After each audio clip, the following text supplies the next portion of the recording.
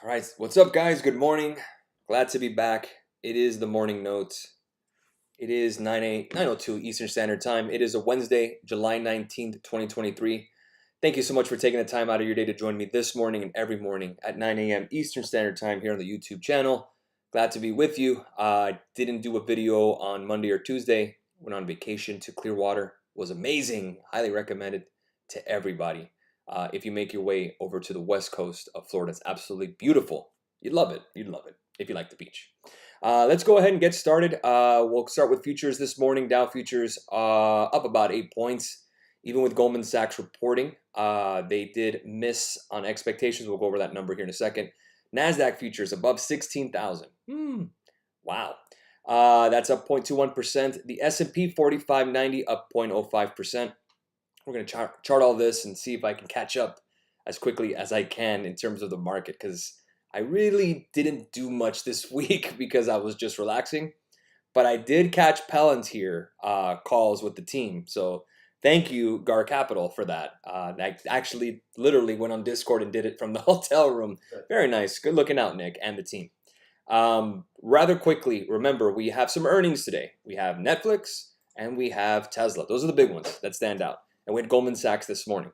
So Tesla premiums are going to be expensive. Netflix premiums are going to be expensive. Would I touch them? Absolutely not. We will see tomorrow. We'll report on it later this afternoon on Threads, Twitter, and on Instagram. And of course, our Discord server. If you have not joined yet, make sure to do so. Our private server on Discord, www.gar.capital. That's the website to sign up for our free market blog. We'd love to have you on board. Let's keep going. Russell 2000 futures 1987. Remember, we golden crossed on that on the daily. 10-year treasury yields 3.76% on a 10-year basis. The volatility index 1322 continues to fall. Crude oil 7628.82% to the upside. Gasoline futures $2.70, 0.42%. Thank you, Zoom Balloon. Good morning. I did have a wonderful holiday. Thank you. But I'm ready to get back to work. Gold futures 1980. I believe Nick, who's standing right here next to me, he's going to put some charts up on the watch us and charts for premium masterclass members. We're going to keep a look at the metals and see what we can do with that. Silver futures 25.32. That's up 0.23%. Copper futures $3.80. Let's see, euro dollar 112.14. That's down about 0.13%, down about 15 pips. Dollar yen up 73 pips, 139.59. Pound dollar down 118 pips, 129.15. Bitcoin futures 29,970, 1910 for Ethereum. All right, let's go ahead and start rather quickly with some news. Carvana. This is something that I have seen a lot of volume on. I didn't hold this stock or anything, but it is soaring. Why? There was some news out on Carvana. Carvana actually moved their earnings report earlier than expected, which is not very usual unless there's some news out. Reports a Q2 net loss of $105 million versus the negative $439 million year over year. So they beat. Revenue of $2.97 billion versus the $2.62 billion. Plans to restructure debt and extend maturity. So again, bond refinancing. If they are not the only ones that have actually borrowed money when rates were low. Now, again, I don't know Carvana in terms of what securities they have. I don't know if they have 2-year, 3-year, 4-year notes. This is loans. So again, they're not going to be the only one that has to refinance their debt. You know, hey, we got to make sure that, since the debt is maturing, let's say if it was a 3-year note in 2020, you're now in 2023, they're going to have to refinance that at higher rates. We know that. Look at the 10-year. The 10-year right now is trading at what? 3.758. Remember, we were... for example, I have a 30-year mortgage at 2.8% that I got in 2021. Yeah, I'm not going to sell my house anytime soon, or I'm not leaving. I love my home, but again, I think that's kind of the issue with a lot of homeowners, and I talked about this yesterday actually, that homeowners, it's going to be tough for people to sell their homes when they're sitting on a really nice interest rate. And again, they chose that home, so it's going to be tough. Really, real estate will start picking up when rates go down. It's very rate sensitive, as we know. But Carvana, with that numbers came out, they were restructuring their debt. They are up this morning very nicely. I believe we closed yesterday at 39.80. It's at 56.67 now.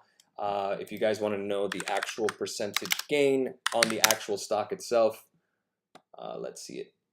Carvana is up 42% pre-market. Remember when Carvana was supposed to go bankrupt? Oh, I remember those days. I remember those days in October when everyone said the world was ending. Now you got the car vending machine company up 42% on the day. God. Yeah, right. Nick is here, and again, it's nothing like price to change sentiment, because October the world was ending, and now stocks are up. People can't believe it. Hey, we're gonna go to 9,000 or whatever. Guys, this is the market, and this is what happens. Carvana didn't exactly change their fundamental business within the last quarter. So why is their stock up 42%? Well, obviously you have better than expected numbers. You're refinancing the debt. But at the end of the day, guys, capital is going to flow to the most profitable enterprise. And Carvana stock is more profitable today than the actual company. So remember, we have commoditized stocks with ETFs. We've commoditized stocks with contracts. So Carvana doesn't even matter the company. It doesn't matter the employees, the real estate they have, the cash balance sheet. It don't matter. Can I flip it? That's what we do. Can we flip this thing? We have, and we can. And that's all it is. So Carvana didn't do anything special. They still sell the same used cars. They still deliver cars to your house if you wanted to. They'll still buy your car if you want to. But other than that, just like the stock was below $20 just last month, all of a sudden it's worth 50% more? Really? No, guys, that's called the marketplace. That's just called capital chasing profitability, chasing speculation. That's all it is. So we're starting to get away from the I got to save money. I want to have the Treasury inflation protected securities, the TIPS. Now I want some stocks. Now you're starting to get a little bit, if you guys remember, past 2020, right in the middle of the year. March, April was the bottom, right? Right around August, September, October, November, that's when people became interested in stocks. And again, I've said we're going to hit all-time highs last month. I said we're going to hit all-time highs this year. Everyone thought I was nuts. Doesn't look so crazy right now when we're about to get to 4,600 ES and 16,000 NQ, just NASDAQ futures. Just for a little context on where the NASDAQ is in all-time highs, 16,767. If we just go up 767 points, which the NASDAQ has done in its sleep now in the past couple of weeks, you're at all-time highs, right? Yeah, pretty wild. Pretty wild the way the market works. And as NASDAQ is breaking out, if Tesla beats, if Netflix beats, and there's really good earnings from that, to the moon, Alice, to the moon. Let's go ahead and answer some questions this morning. Joey says, good morning. Thoughts on buying calls and puts on Tesla and Netflix for earnings play? Play both sides for a big swing either side. Don't. I say you save your money, but I would do this, Joey. I would demo that. I like where your head's at, but demo it so you don't lose anything, but you're getting your practice. See how it goes when you demo it. So again, if you're right, hey, write it down in your trading journal. And if I'm wrong, write in your trading journal. I have done that before. It doesn't work. It really doesn't. You know who gets rich off that? The broker. The commission you're going to pay. And again, if you have Robinhood, you're not paying commission, but Citadel will be glad to take your order flow. But at the end of the day, the best bet to play earnings, either play the run up into earnings before the actual report, or you're going to take the lotto ticket, not knowing what the hell is going on, or you can take the other route, which is you just react afterwards. We'll see where Tesla and Netflix open up tomorrow. Premiums will reset depending on the stock movement, and we'll go from there. There's always another bus. We don't need to chase down the moving bus. Imagine you're in a bus light and you had to run to the restroom and the bus is leaving. If there was no bus for another 2 hours, I'm pretty sure you would put your running shoes on and go catch it, right? But this market, guys, is a bull market. We've seen bull markets before if you've been with us. 2021, 2020, towards the end. 2019 was a bull market. 2017 was a bull market. 2015 was a bull market. 2014 was a bull market too, I believe, or in the middle of the recovery. But yeah, there's always another bus, Joey. It's not like, hey, that bus just left. We better go chase it. We're not going to get another one for 2 hours. No, man, 15 minutes. Another bus is coming. If you know another bus is coming, another opportunity, you're not going to go out of your way to chase that other one. So don't worry about chasing. Be in a place where you're prepared for the next opportunity. That's the key. Thoughts on coin breaking 114? Let's see it. We are now at 107.64. The good news, I can tell you, is that with Carvana, that you have to understand that is a high beta name. We played Palantir, Mara. We've been hitting those names, right, Nick, for a minute.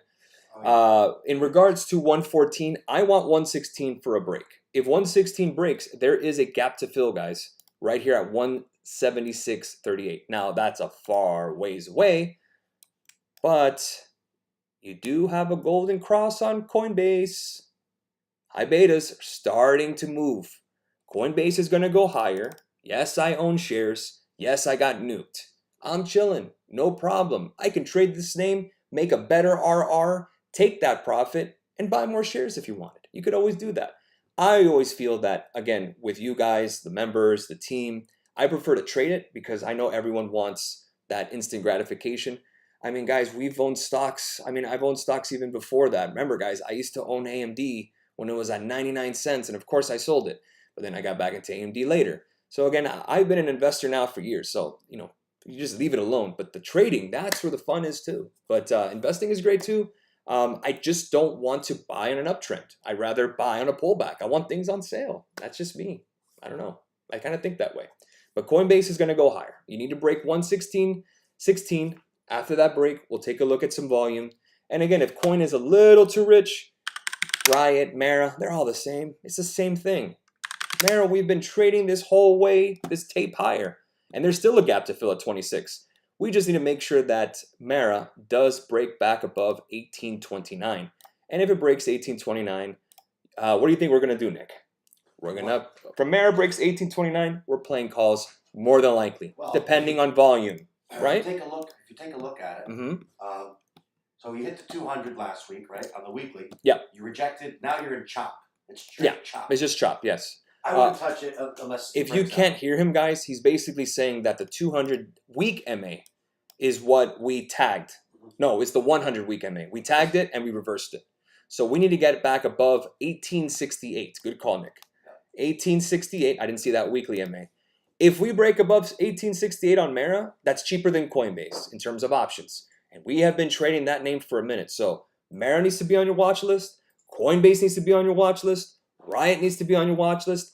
Anything high beta, anything that you thought in 2022 was trash is going to be gold now. And everything that you thought was great in 2022, not so much. Not everyone is really talking about healthcare when you have ARKK soaring.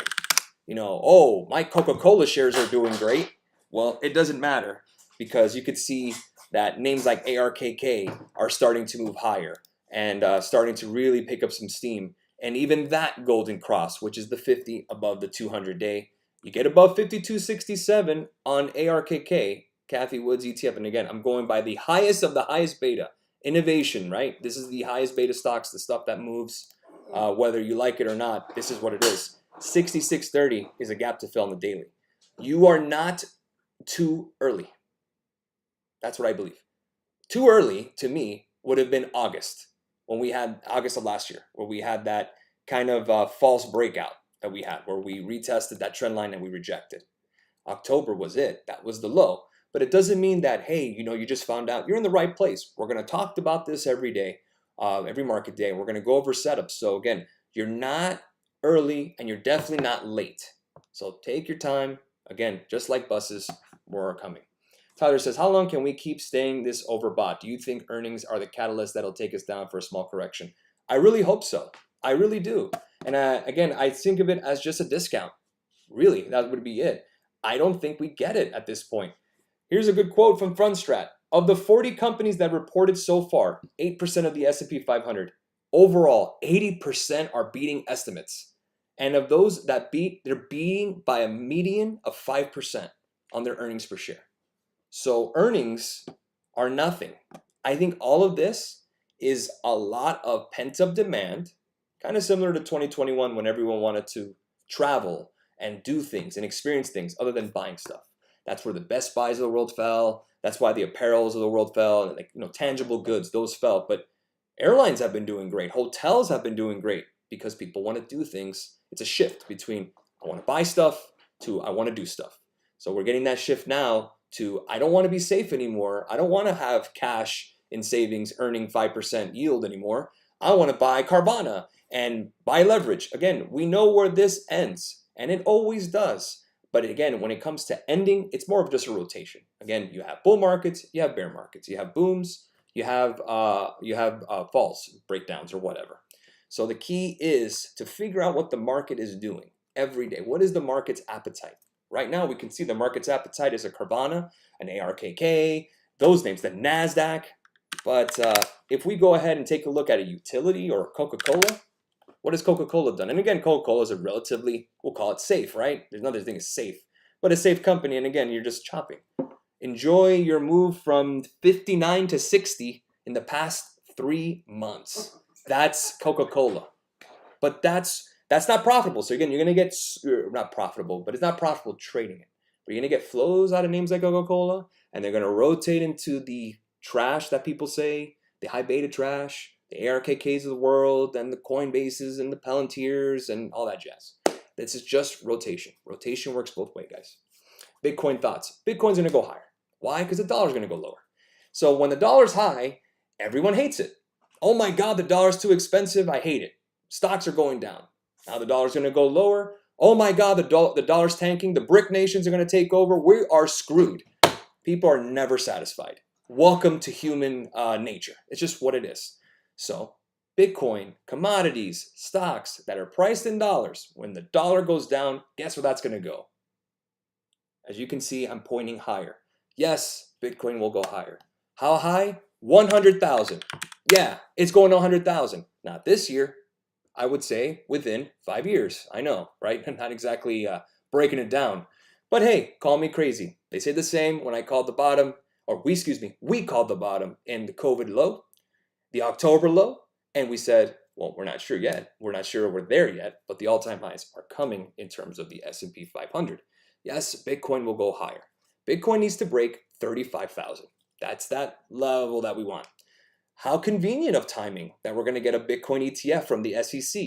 Do you think that's really a coincidence? No, guys, it's price action, it's technicals, it's flow, it's money flows. That's what makes a difference. People are not going to create a Bitcoin ETF when Bitcoin's at 10,000. You're doing it as you're about to break out. That's the key. And if Bitcoin falls, Mara goes with it, right? Not true. Mara and Bitcoin have moved a little bit independently of each other. So it's a little more complicated than a one-for-one with Bitcoin. What is beta and how does it relate to trading options? Beta, let's talk about this. Think of the S&P 500 of a beta of 1, okay? So if you have a stock that moves exactly like the S&P, you have a beta of 1. What moves like the S&P 500 index? SPY. The SPY index moves 1 for 1. What is a low beta? Moves very little bit in terms of relative to the S&P. Coca-Cola, PepsiCo, Procter & Gamble, utilities. Boring, those names. If it's boring, it's low beta. You know, low beta ETFs are, basically, low beta ETFs are saying, mutual funds are a little too exciting for me, but CDs are too boring. CDs mean certificates of deposit. So high betas are the real risky stuff. So if you guys have seen The Big Short, you guys remember the Jenga scene, right? Where he's pulling the blocks, and you have the triple A's, and you have the B's and the C's. High betas are the C's, and low beta is the A's. Boring, low, the low C's, the high betas, that's the gamblers. That's the ones who really like to have fun. Not for everybody, I understand. And we don't try to push that. We don't want everyone to invest in high betas. No, you have a core portfolio. You know the names you got to own, right? Or you can just buy SPY and call it a day. But in terms of high beta and low beta is riskier, moves faster, moves in exponentially more than the S&P. Low beta, that's the boring stuff. That's that, Clorox and Coca-Cola and Kimberly-Clark doesn't really move. That's paper towels, guys. Not exactly exciting. No, high beta does not mean options more bigger. No. And what levels would you add Bitcoin?